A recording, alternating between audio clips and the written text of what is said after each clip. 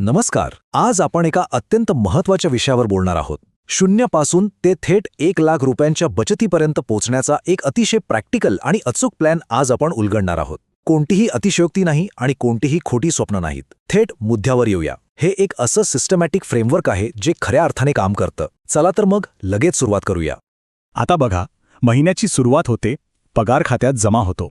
सुरुवातीचे 2-3 दिवस खूप भारी वाटतं, पण मग हळूहळू पैशांची गळती सुरू होते. कधी ऑनलाईन शॉपिंग, कधी बाहेर खाण्याचा खर्च, तर कधी काही अचानक आलेली बिले. आणि बघता बघता 10 तारीख येईपर्यंत बँक बॅलन्सचा फुगा फुटतो आणि तो पुन्हा शून्यावर येऊन थांबतो. हे पैसे नक्की जातात कुठे? हा आकडा ऐकून कदाचित तुम्हाला धक्का बसेल. तब्बल 90%. होय, देशातील 90% कमावणारे लोक आयुष्यभर कष्ट करतात, पण त्यांच्याकडे भविष्यासाठी कोणतीही ठोस बचत उरत नाहीये. याचं कारण ते कमी कमवतात हे अजिबात नाहीये, तर पैशांचं व्यवस्थापन कसं करायचं याची कोणतीही योग्य सिस्टीम त्यांच्याकडे नसते. आणि सर्वात वाईट गोष्ट म्हणजे अनेक जण या चक्रात अडकलेले असतात आणि त्यांना याची साधी जाणीवही नसते. तर आज आपण नेमके कोणते मुद्दे पाहणार आहोत? थोडक्यात सांगायचं तर आपण हा झिरो सेव्हिंग ट्रॅप समजून घेऊ. त्यानंतर आपली मानसिकता कशी बदलायची, एक ठोस बचत प्रणाली कशी बनवायची, उत्पन्न कसं वाढवायचं आणि शेवटी योग्य गुंतवणूक करून शिस्तीच्या जोरावर हे ध्येय कसं गाठायचं, या सर्व स्टेप्स आपण एका पाठोपाठ एक पाहणार आहोत.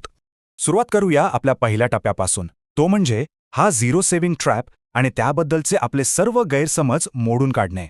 आपल्यापैकी अनेकांना असं वाटतं की ज्या दिवशी आपला पगार वाढेल त्या दिवशी आपली बचत आपोआप वाढेल. पण खरं सांगू, वास्तवात तसं अजिबात होत नाही. पगार वाढला की आपण नक्की काय करतो? नवीन आणि महागडा फोन घेतो, ब्रँडेड कपडे घेतो, बाहेर फिरण्याचा खर्च वाढवतो. म्हणजेच जसं जसं उत्पन्न वाढतं तसतसा आपल्या जीवनशैलीचा खर्चही वाढतो आणि शेवटी बचत पुन्हा शून्यावरच राहते. हाच तो लाईफस्टाईल इन्फ्लेशनचा ट्रॅप आहे जिथून आपल्याला बाहेर पडायचंय. मग यावर उपाय काय? तर इथेच आपली पहिली आणि सर्वात महत्त्वाची स्टेप येते, आपली मानसिकता बदलणे. थोडक्यात सांगायचं तर सर्वात आधी स्वतःला पैसे द्यायला शिकणे. आता हे स्वतःला पैसे देणे म्हणजे नक्की काय? बघा, आपली नेहमीची पद्धत कशी असते? आपण पैसे कमवतो, ते खर्च करतो आणि महिन्याअखेरीस जे काही थोडंफार उरेल ते वाचवण्याचा प्रयत्न करतो. ही अगदी चुकीची पद्धत आहे. योग्य पद्धत अशी आहे की आधी कमवा, त्यातून सर्वात आधी ठराविक रक्कम बाजूला काढून वाचवा आणि मग जे उरेल त्यातून आपला महिनाभराचा खर्च भागवा. एक साधं लॉजिक आहे. जर 10,000 रुपयांमधून 1,000 रुपये बाजूला काढता येत नसतील तर भविष्यात लाखभर रुपये पगार झाल्यावरही हाती काहीच उरणार नाही, हे नक्की. बरं, मानसिकता तर बदलली, पण आता फक्त इच्छेवर अवलंबून राहून चालणार नाही. म्हणूनच आपली दुसरी स्टेप आहे एक ठोस बचत प्रणाली किंवा एक ब्लूप्रिंट तयार करणं. तुम्ही 50-30-20 या नियमाबद्दल ऐकलं असेलच. म्हणजे 50% पैसे आपल्या मूलभूत गरजांसाठी, जसं की घरभाडे, किराणा, 30% आपल्या इच्छांसाठी आणि उरलेले 20% बचतीसाठी. पण समजा सध्या पगार थोडा कमी आहे, तर काय करायचं? अशा वेळी किमान 10% बचतीचा अत्यंत कडक आणि न बदलता येणारा नियम स्वतःला लावून घ्यायचा. रक्कम कितीही लहान असो, पण ही सवय मोडता कामा नये. आणि हो, ह्यात एक खूप मोठी सायकोलॉजी दडलेली आहे बरं का. जर वाचवलेले पैसे आपल्या नेहमीच्या बँक अकाउंटमध्ये रोज डोळ्यांसमोर दिसत राहिले तर ते हमखास खर्च होतातच. जेवढे पैसे सहज उपलब्ध असतात तेवढ्याच वेगाने ते उडूनही जातात. म्हणूनच आपली बचत नेहमी एका वेगळ्या खात्यात किंवा डिजिटल वॉलेटमध्ये नजरेआड ठेवली पाहिजे. यासोबतच आणखी एक महत्त्वाची गोष्ट करायची आहे. आपला प्रत्येक खर्च ट्रॅक करायचा. मग तो 10 रुपयांचा चहा असो वा 100 रुपयांचं दुसरं काही. सुरुवातीला हे थोडं कंटाळवाणं वाटू शकतं, पण असं केल्यावर अवघ्या काही दिवसातच तुम्हाला तुमचे थुपे खर्च आणि विनाकारण केलेली UPI पेमेंट्स लक्षात येतील. पैशांची ही जी अदृश्य गळती होते ना, ती थांबवण्यासाठी खर्चावर लक्ष ठेवणं अत्यंत गरजेचं आहे. आता आपण तिसऱ्या स्टेपवर येऊया, जे म्हणजे आपले उत्पन्न वाढवणे आणि या 1,00,000च्या प्रवासाला चांगली गती देणे. कारण फक्त बचतीच्या जोरावर आपण एका मर्यादेपर्यंतच जाऊ शकतो. आजच्या काळात इंटरनेट ही आपली सर्वात मोठी ताकद आहे.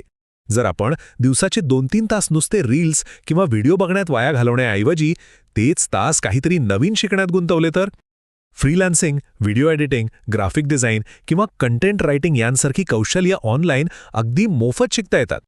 आणि एकदा का यातून जास्तीचे पैसे यायला लागले की आपल्या बचतीचा वेग आपोआप दुप्पट होईल. पैसे वाचवले, उत्पन्नही वाढवलं, पण आता या पैशांचं करायचं काय?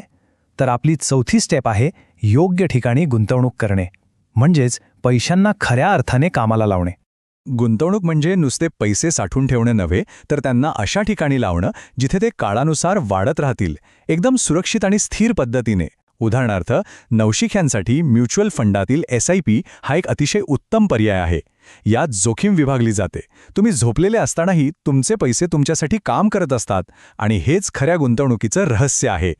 पण इथे एक गोष्ट कायम लक्षात ठेवा. रातोरात श्रीमंत होण्याच्या किंवा 1-2 महिन्यात पैसे दुप्पट करण्याच्या भूलथापांना कधीही बळी पडू नका. हा एक अतिशय धोकादायक स्कॅम माइंडसेट आहे. बघा, खरी गुंतवणूक ही संथ असते. कदाचित ती सुरुवातीला कंटाळवाणीही वाटू शकेल, पण ती अविश्वसनीयपणे सुरक्षित आणि फायदेशीर असते. आता आपण वळूया आपल्या शेवटच्या आणि सर्वात महत्त्वाच्या भागाकडे, कृती आणि शिस्त, आणि यामागे दडलेलं सातत्याचं गणित. एक अगदी साधं गणित पाहूया. जर आपण दर महिन्याला फक्त 5,000 रुपयांची बचत केली आणि ती सातत्याने पुढचे 20 महिने गुंतवली, तर एकूण रक्कम थेट 1,00,000 रुपये होते. गणित एकदम सोपं आहे ना? पण खरी अडचण कुठे येते? ती शिस्त टिकवून ठेवण्यात. एक छोटीशी कृती आणि त्यातील सातत्य मिळून कसा मोठा चमत्कार घडवू शकतात हे यावरून अगदी स्पष्ट होतं. तर जाता जाता या संपूर्ण मनी इंजिन फ्रेमवर्कची एकदा उजळणी करूया. पहिली स्टेप, आपली मानसिकता निश्चित करा. आधी कमवा, मग वाचवा आणि उरलेले खर्च करा. दुसरी स्टेप, किमान 10% बचतीची आणि खर्चावर लक्ष ठेवण्याची एक ठोस प्रणाली वापरा. तिसरी स्टेप, नवीन डिजिटल कौशल्य शिकून आपले उत्पन्न वाढवा. आणि चौथी स्टेप, SIP सारखी सुरक्षित आणि सातत्यपूर्ण गुंतवणूक करा. आता शेवटी एक अत्यंत महत्त्वाचा प्रश्न उरतो, आणि हा प्रश्न प्रत्येकाने स्वतःला विचारायचा आहे. असंच फोनवर स्क्रोल करत फक्त नवनवीन माहिती गोळा करत राहायचं, की आत्ताच प्रत्यक्ष कृती करून आपल्या आर्थिक भविष्यावर स्वतः नियंत्रण मिळवायचं? बघा, प्लॅन कितीही चांगला असला ना, तरी प्रत्यक्ष अंमलबजावणी करण्याची शिस्त नसेल तर त्याचा काहीच उपयोग नाही. माहिती तर मिळाली आहे, आता वेळ आहे ती प्रत्यक्ष कृतीत उतरवण्याची. तेव्हा आजच सुरुवात करा. धन्यवाद.